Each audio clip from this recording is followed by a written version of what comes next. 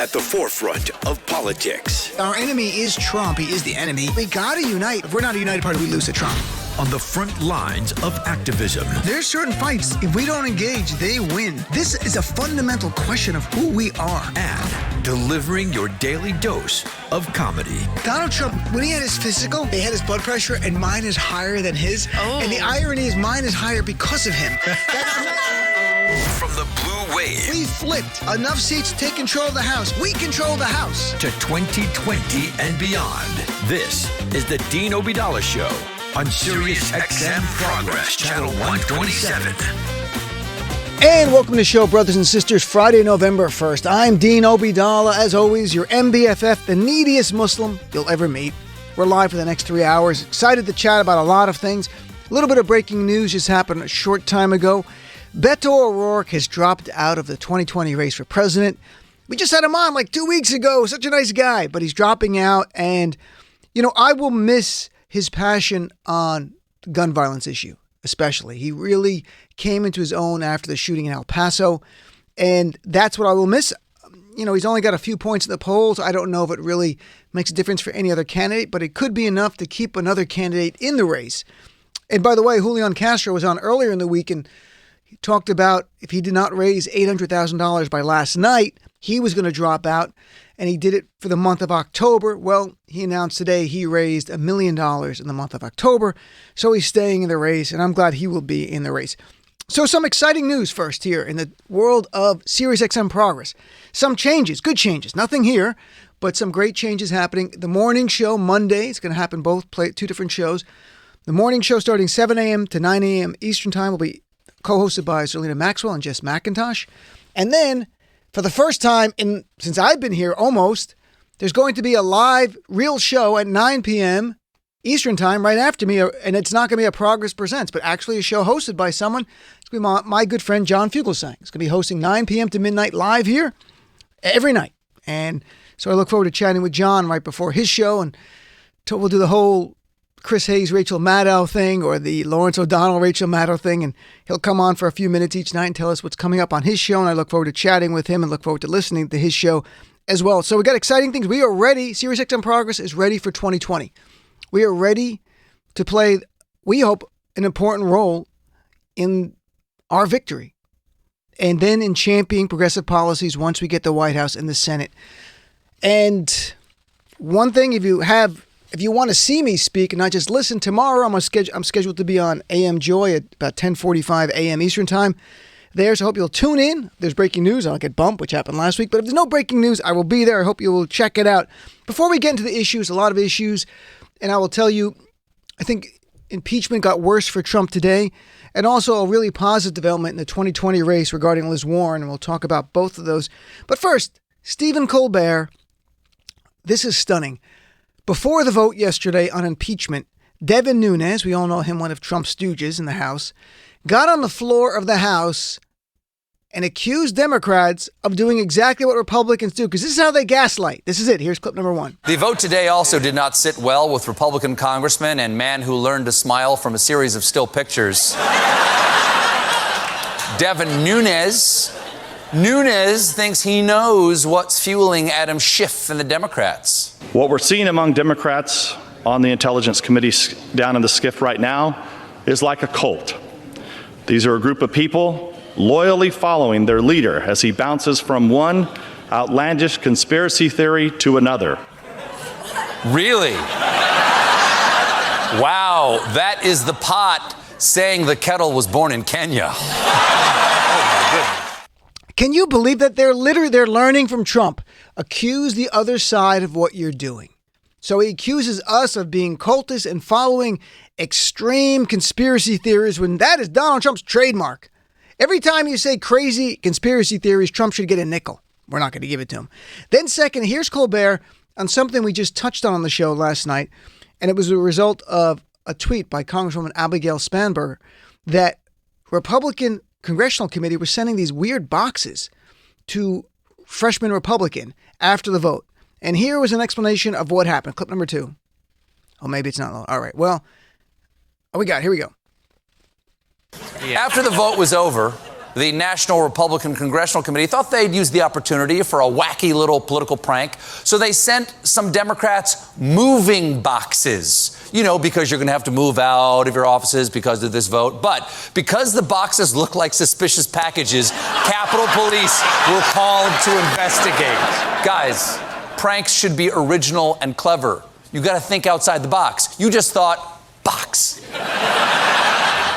Box. That's it. So that's where they are. And that's what happened yesterday, because some people were calling after I announced it. I didn't know all the details of the box. I learned it during the show from tweets from various Democratic members of Congress. That's what it was. Their big joke. It didn't play well for them. So look, in the world of impeachment today, there wasn't a lot of new news. But what there was, some polls and Donald Trump tweeting something, which I actually think is going to come back and hurt him a little bit. Not with his base, because the cultists they don't care about the facts. But what Trump did today, he was very happy about the testimony yesterday of national security staffer Tim Morrison, who's the top Europe and Russian advisor to the NSC. And what Trump did was zero in on one sentence in the guy's entire testimony that CBS News and some others flagged that was in the guy's opening statement. There's no disputing he said this. But Trump, for some reason, thought that's all he testified and nothing else. So Trump tweets out, copying the words from CBS, which said Tim Morrison was on the Trump President Zelensky phone call and told the committee, quote, "I want to be clear. I was not concerned that anything illegal was discussed," close quote. So Trump got so excited. So he tweets out today, "But the crooked Democrats don't want people to know this. Thank you to Tim Morrison for your honesty." Remember that, Tim Morrison and his honesty. Trump is praising the guy for his honesty. That's great, because the rest of the testimony was really bad for Trump. So now Donald Trump has affirmed the testimony of Tim Morrison. And it's just so it's clear, because we had a Trump supporter call last night, and the phone call, I don't see anything in the fake transcript. That's a crime. Folks, it's not just a phone call. That phone call summary we received, which is not a transcript. It says it is clearly not a transcript, but still it is a sense of what happened in that phone call. That's definitely true. That it's not just that. This was an organized criminal conspiracy that went on for months that led up to that phone call and continued afterwards as the aid was withheld. In fact, don't take my word for it. Here is Chris Wallace on Fox News making that very point yesterday when they were waiting to find out what Morrison was going to testify about. Here's clip number 3. Some Republicans do that this was just a phone call, and you have to read the phone call. It was a lot more than a phone call. It was a coordinated campaign, and what you've heard from Bill Taylor and Fiona Hill and a number and Colonel Vidman and a bunch of others is that this was a coordinated campaign by people outside the regular diplomatic channels of the State Department to put pressure on Ukraine to do certain things, to investigate the Democrats from what they did in 2016, to investigate Biden, that preceded the phone call on July 25th and followed the phone call after July 25th. And I think that's one of the things that'll be so interesting to hear from Tim Morrison today is this campaign. It didn't begin and it didn't end with the phone call. So, my friends, over the weekend, all of us are ambassadors for information. We are all knights against fake news. The fake news from the right will be the phone call doesn't have a crime. We are not dealing with a phone call. We are dealing with a coordinated strategy and a criminal conspiracy, which to me amounts to extortion of a foreign leader to say, if you do not investigate my political opponent, I'm not going to give you military aid, even though there's a hot war going on and people are dying and people could die because of this aid. In fact, as the LA Times has quantified, at least 25 Ukrainian soldiers died from mid-July when Trump withheld his aid through 2 weeks ago. Can I tie Trump, the withholding of military aid, to those 25 dying? No, it's very hard to go, well, they had the millions and they had a little bit more weaponry. Maybe a life would have been saved or not. That's hard to do. What's not hard to do is make it clear that Trump knew people would die. And Trump didn't care, because Trump only cares about himself. So in his view, withholding military aid and Ukrainians, our allies, dying, and allowing Russia to have more influence and have potentially more territorial gains means nothing to Trump. The same way he turned his back on the Kurds, our allies, because in Trump's calculations, it was good for him, whatever it might have been. It was good for Turkey and his Trump Towers in Istanbul, or was good for his dealing with Russia. Whatever it was, whatever is good for Trump is all that matters. And if people die in the way of Trump getting his goals, he doesn't care. So that's really what this is about. It's about American national security and people dying, and Trump doesn't care. And just touching on a little bit of what Morrison testified yesterday, and we just know this from reporting from the Washington Post, plus his opening statement was released. And this was his testimony that he gave under oath. And it's very, very clear. Morrison says, Washington Post reports, that he told House investigators over the 8 hours of closed hearings that the substance of his conversation with Ambassador Bill Taylor, the acting ambassador to Ukraine, was accurate, which is really important. And that, in particular, quote, Morrison verified that Trump's envoy to the European Union, Gordon Sondland, conveyed to a Ukrainian official that military aid would be released if the country investigated an energy firm linked to the son of former Vice President Joe Biden. So you had the quid pro quo. You have him backing up the fact that military aid is going to be withheld unless you investigate what would help me politically. And that's what this is about. This is not about a phone call. This is about extortion. And I really want people in the media, I wish my friends in the media, especially on cable news, would not fixate on the words quid pro quo. Quid pro quo is not a crime. That just is Latin for this for that, or something for something, more loosely translated. That's all that means. That is an element for bribery. So if you're going to say quid pro quo, just say bribery. That would be better. Or say extortion. And to me, this is much closer to extortion, because in federal law, extortion is using the color of government power, which Trump as president is always using that. That's what a president does. Doesn't matter who they are. And trying to impact government activities in a way that's corruptly, which is improper motive, to help yourself. And that's what happened here. This is really extortion. So I want all of us to use the term extortion when you talk about this, and talk to Republicans. Is it okay for a president to extort help in his own political campaign from a foreign leader, and have that foreign leader help in a U.S. election, and have people in Ukraine potentially die from this and hurt our national security? This is so far worse than Watergate. And I'm not saying that in the Sean Hannity way where they go, it's bigger than Watergate. I mean, it's worse because it impacts our national security, and people could have been killed over this. With Watergate, it was about using the apparatus of government to investigate political opponents. That's very true. And you had Nixon using the IRS to go after his opponents, and the CIA was involved. This is something different. People could have died. It's about national security, for our national security, our national interests.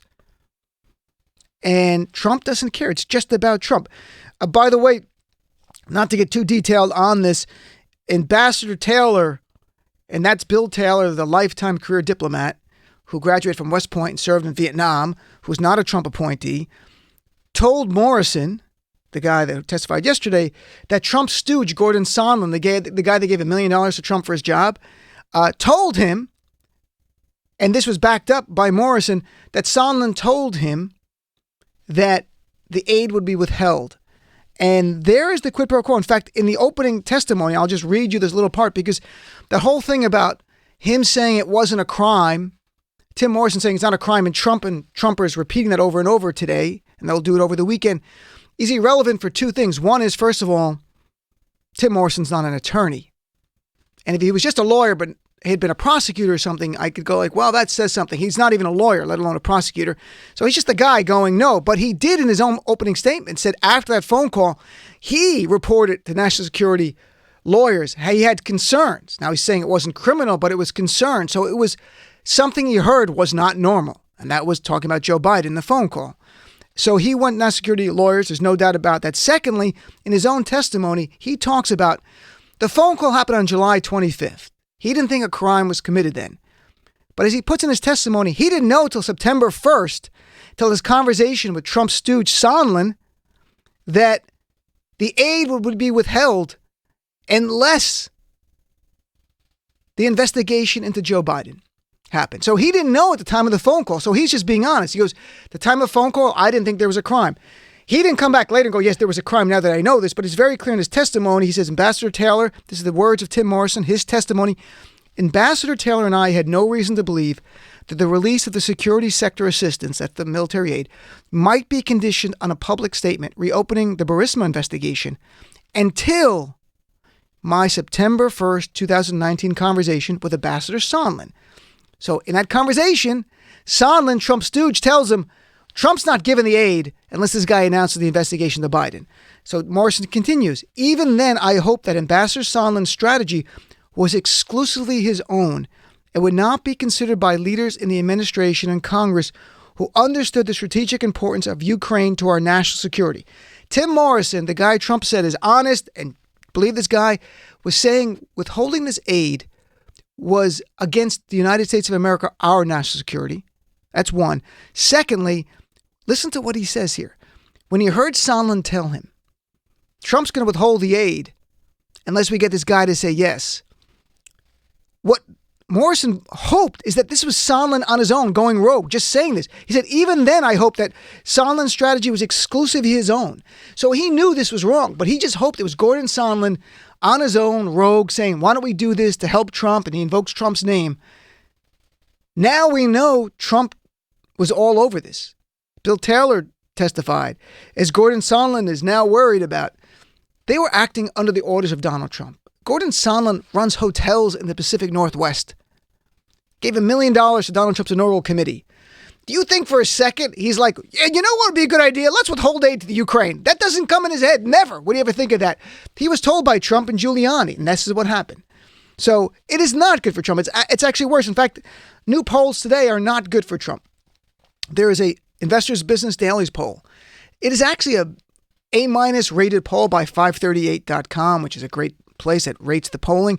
So the methodology is very good. It's actually slightly center-right. It's pro-business, not pro-Trump. Generally, the poll numbers I find to be underestimating things that are bad for Trump and overestimating good things for Trump. Today's poll, the highest support we've seen for any poll in the nation, anytime, for the impeachment inquiry, just the inquiry, not removal, 61% of Americans in a poll that just came out 2 hours ago, 61% now support the impeachment inquiry. According to an A- rated poll, which is slightly right-leaning, that's stunning. 61%, only 39% against it.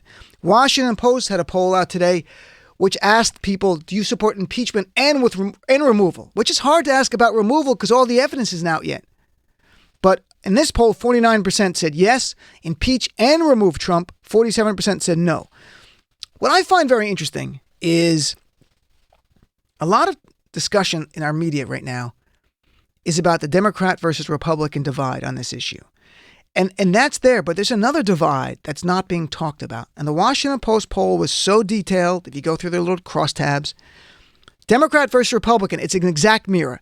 82% of Democrats say Trump should be impeached and removed. 82%, unbelievable, 82% of Republicans say he should not be impeached and removed. When you break it down by race, it's actually stunning. I didn't expect this.